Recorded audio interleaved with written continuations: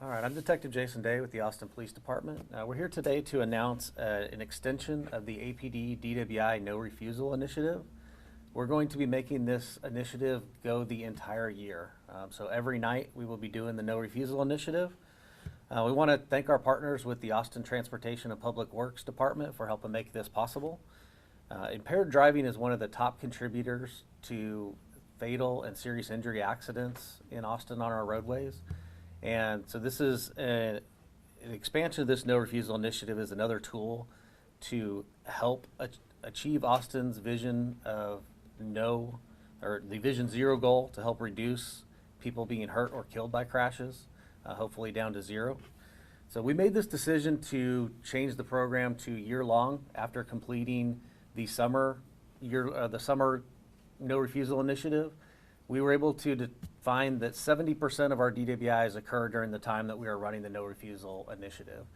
And so by extending it to every day of the week, we're able to get evidence that's valuable for the prosecution for 30% more of the cases than we were able to do previously by just doing it on the weekends. There was a 30% increase in the number of warrants that were done in 2024 over the summer than was done in 2023. So we felt that the program was valuable, and we wanted to extend it. So some of the questions that we've gotten before is, what is the No Refusal initiative? What the goal of the No Refusal initiative is to help deter drivers from becoming intoxicated and getting behind the wheel and driving. We want to try and discourage that behavior so that we make the roadways safer and reduce crashes and accidents. What the program will look like is that if a driver is arrested for DWI, state law mandates that they provide a sample of their breath or blood, but drivers don't always want to comply with that. And if they do refuse to do so, what we will do is present the case to a judge and ask that a warrant is issued to order that person to provide a sample of their blood. If the judge believes that there's probable cause in the case, they'll sign that warrant, and then we will inform the subject and do a blood draw. Our goal of this program is just to make the roadways as safe as possible. So far this year, there's been 68 fatal accidents in Austin, and many times that many serious injury accidents. Those things are avoidable and preventable. We can all agree that the roadways are safer when people are not driving impaired. We realize that Austin is a fun and vibrant community. We have events, we have ACL and South by Southwest, football games, soccer games. We want people to get out and enjoy the community, but we want to make sure that they have a plan and have a safe ride home. So with our partners with the Austin Transportation, we'll talk about some of those other options.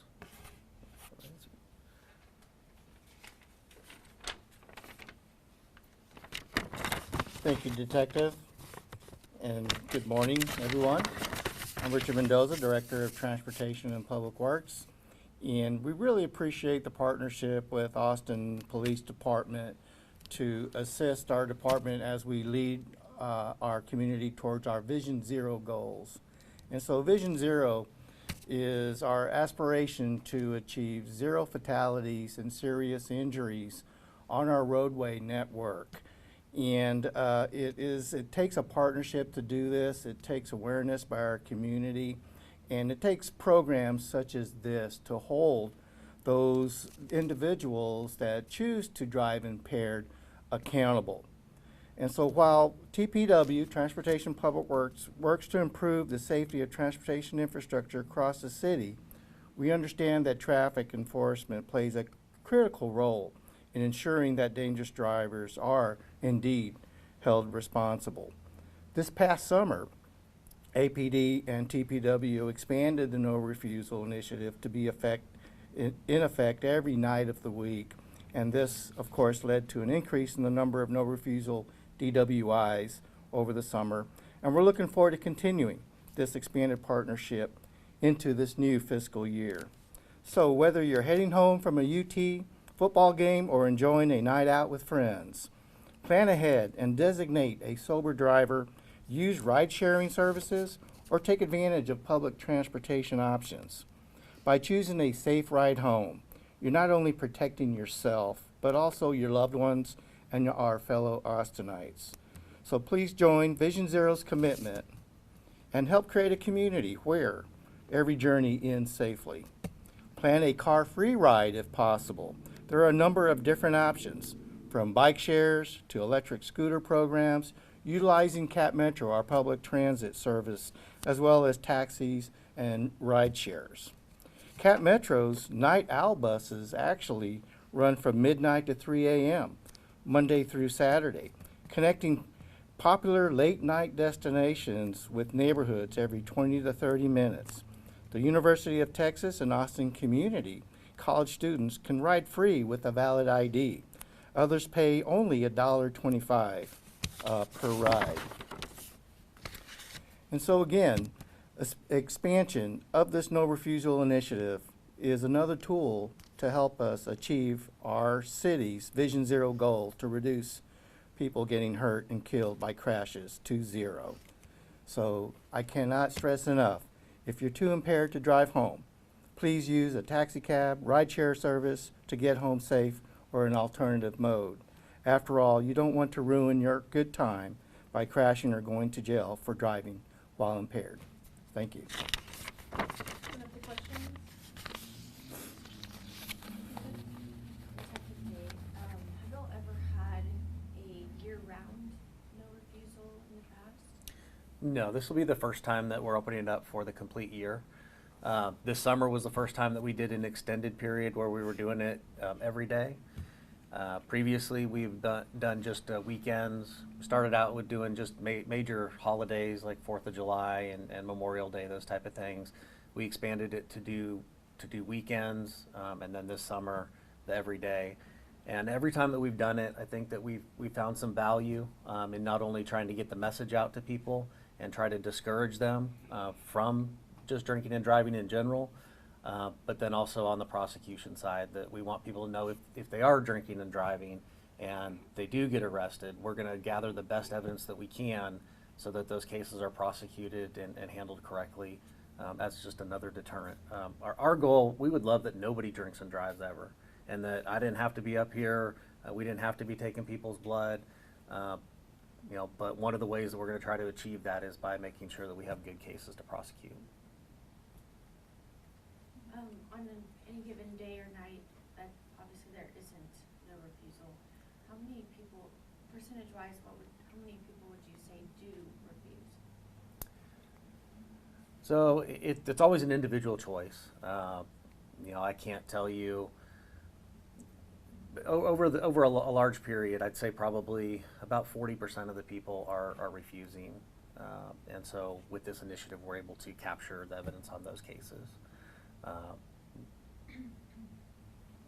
Detective, do you partner with bars at all? How do you make sure that they're also not over-serving people, or how are they making sure that people know that there are other options to get home?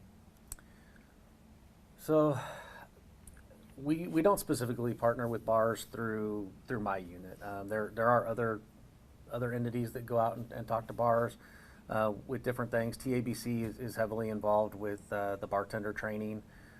In the cases that we do have fatal accidents, part of that investigation is finding out where the people came from, where they were drinking at, and then TABC can go and pull up the records from that bar, the videos, the receipts, and try to hold them accountable that way, and also provide the additional education, because bars are a huge part of it, right? We don't want them to overserve people, but they're also not the ones responsible for what people choose to do after they leave.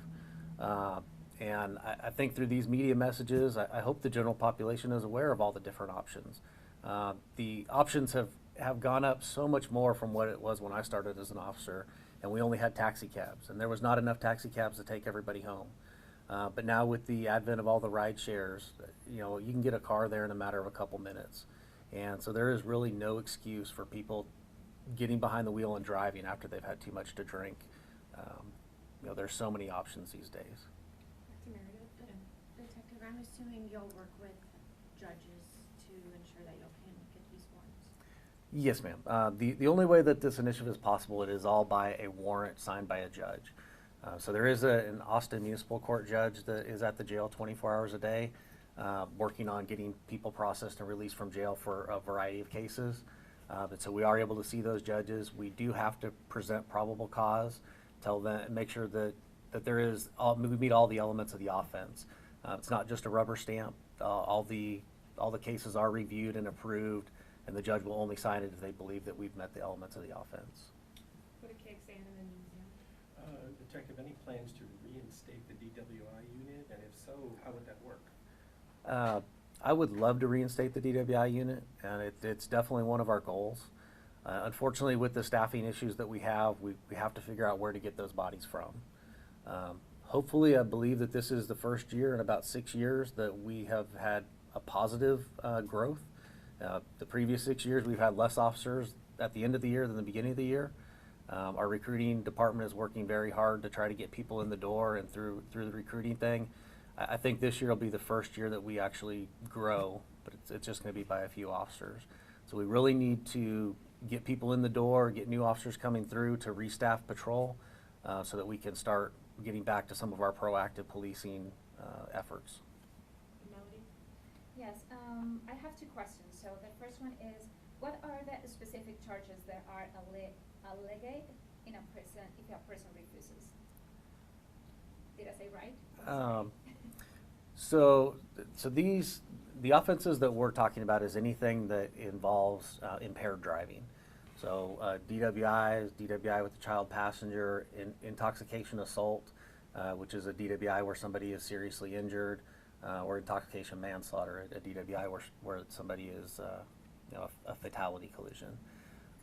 So it all involves driving while being impaired, whether it be on alcohol or drugs. Okay, and my second question is, this is going to be a program for the whole year, 24/7? So it will only happen during the nighttime hours. So unfortunately, we don't have the resources to cover all day, but it's going to cover about 70% of all of our DWI arrests. Okay, thank you. Talking about resources,